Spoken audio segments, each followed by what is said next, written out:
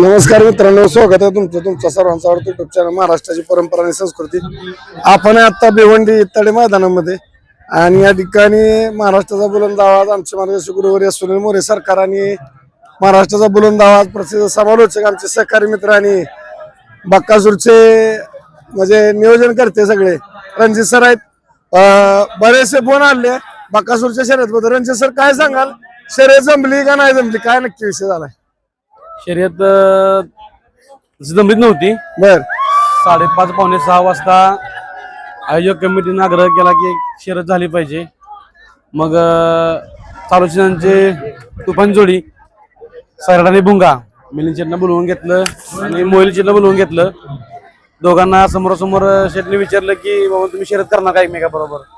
मिलिंद शेट म्हणले काय नाही, मैत्रीपूर्वक शर्यत आम्ही करू, काय आमची हरकत नाही, आम्ही शर्यत करू. त्यांनी सांगितलं हा आणि त्याच्यातनं शर्यत जमली होती. पण बऱ्याचशा गाड्या खाली पोहोचा होत्या, त्यामुळे शर्यत खाली गेली असेल तरी खाली जाऊन ती लवकर फिरली नसती. बरोबर. त्यामुळे आयोजकांनी सुद्धा जाऊन खाली तिची सगळी पाहणी केली. एवढा वेळ आपल्याला नव्हता.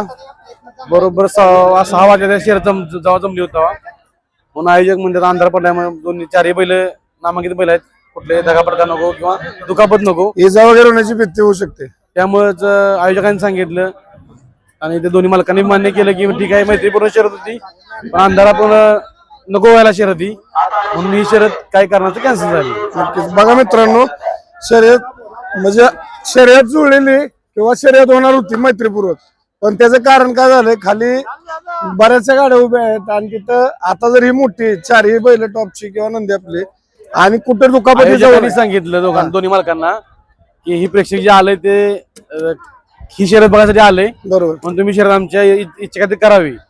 दोन्ही मालकांनी तेवढाच उत्साह दाखवला. मिलिंद शेट म्हणले 100% आपण शर्यत करूया, मोहिल दुमाई म्हणले की आपण शर्यत करूया आणि यांच्या सगळ्यांच्या शर्यत जमली होती. फक्त अंधार पडल्यामुळे ही शर्यत कॅन्सल झाली. नक्कीच. काय सांगाल, आज बक्कासूर आणि सरजा पाहणार होता? बकासूर गोडचा इकडे सरजा पाहणार होता, तिकडे भुंगा सैराट मुंगा. बरं आता काय, आता बक्कासूरचं काय नियोजन आता पुढचं?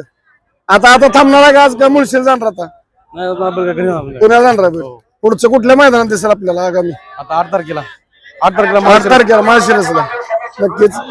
मित्रांनो, रणजित सरांनी आपल्याला या ठिकाणी माहिती दिली बऱ्यापैकी. आता रणजित सरांना सगळं माहिती आहे. मला बरेचसे फोन आलते, रणजित सरांना पण फोन येत असणार आहेत, ग्रुपलाही चर्चा झाली, त्या अनुषंगाने एक छोटीशी मुलाखत घेतली. तर कुठले काय असं कॅन्सल वगैरे झालेलं नाही शर्यत, फक्त एक मैत्रीपूर्वक शर्यत होती, परंतु अंधार पडलाय. आता बघू शकता आपण इथं वातावरण सुद्धा हॅलोजन लागलेत, त्यामुळे शर्यत या ठिकाणी आयोजकच म्हणले की बाबा मोठी बैल आहेत, अंधारात कुठं काही इजा होऊ नये या अनुषंगाने ते रद्द केले. बाकी काय नाही, शर्यत होणार होती परंतु प्रेक्षक भरपूर आहेत. बरं काय सांगाल, आता चाहते नाराज झाले असतील, काय वाटतं? नाही, काय झालं होतं, शर्यत करायची इच्छा होती म्हणून आम्ही इथपर्यंत आलो होतो. पण काय तांत्रिक गोष्टी असते, त्या सकाळी घोडची पहिली शर्यत झाली, ती शर्यत दुसऱ्या नावावरती झाली.